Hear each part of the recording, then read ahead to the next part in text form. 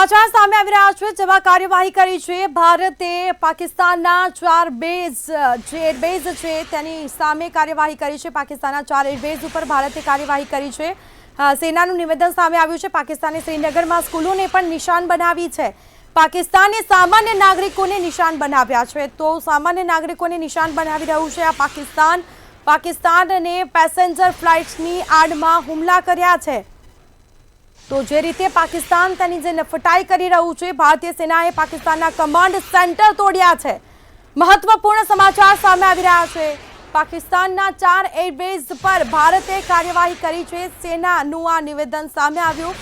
પાકિસ્તાને શ્રીનગરમાં સ્કૂલોને પણ નિશાન બનાવી છે। સ્કૂલોને નિશાન બનાવવામાં આવી રહી છે, તો સેનાએ પણ સામે જડબાતોડ જવાબ આપ્યો છે।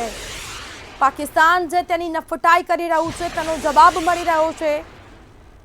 પાકિસ્તાને હાઈ સ્પીડ મિસાઇલનો ઉપયોગ કર્યો છે।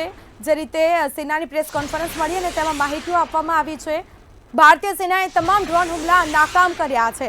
તો પાકિસ્તાન દ્વારા જે અત્યાર સુધી ડ્રોન હુમલાઓ કરવામાં આવ્યા કે પછી જે મિસાઇલો છોડવામાં આવી છે, તે મિસાઇલોને હવામાં જ ઉડાવી દેવામાં આવી છે, તેનો નષ્ટ કરી દેવામાં આવ્યો છે। પાકિસ્તાનને આ તમામ જે મિસાઇલો અને ડ્રોનો છોડ્યા છે તેનો એકનો જવાબ મળશે। ભારત સાથે જે પાકિસ્તાને પંગો લીધો છે, જે રીતે મિસાઇલો છોડવામાં આવી છે અને લોકોને બીવડાવવામાં આવી રહ્યા છે, લોકોને ડરાવવામાં આવી રહ્યા છે અને તેનો જવાબ ભારતીય સેના આપી રહી છે। ભારતીય સેના સામે મિસાઇલો છોડી રહી છે અને એરબેઝ છે તેને ઉડાવી દીધા છે। ભારત પાકિસ્તાનના હુમલાનો જવાબ આપ્યો છે। પાકિસ્તાને શ્રીનગરમાં સ્કૂલોને પણ નિશાન બનાવી છે।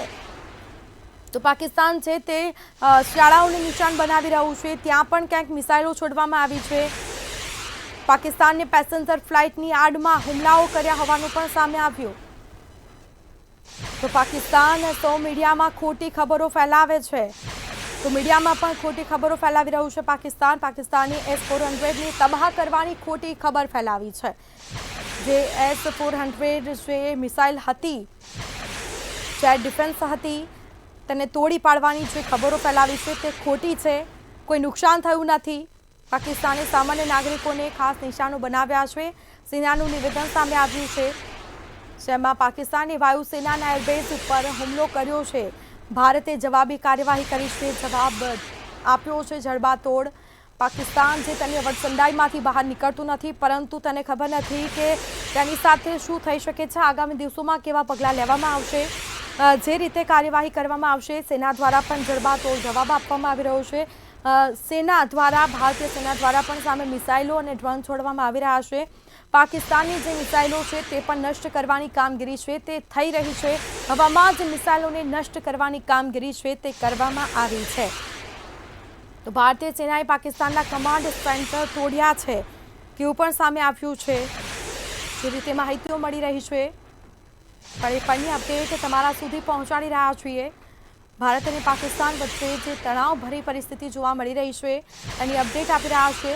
તો પંજાબ, રાજસ્થાન, કચ્છમાં પણ જે મિસાઇલો છોડવામાં આવી હતી, ડ્રોનથી જે હુમલો કરવામાં આવ્યો છે તે મિસાઇલો અને ડ્રોન તોડી પાડવામાં આવ્યા છે। જમ્મુ કાશ્મીરમાં પણ ડ્રોન છોડવામાં આવ્યું હતું, તેને પણ તોડી પાડવામાં આવ્યું છે। ભારતીય સેનાએ આ જડબાતોડ જવાબ આપ્યો છે। તો પાકિસ્તાન મીડિયાઓમાં ખોટી ખબરો ફેલાવી રહ્યું છે।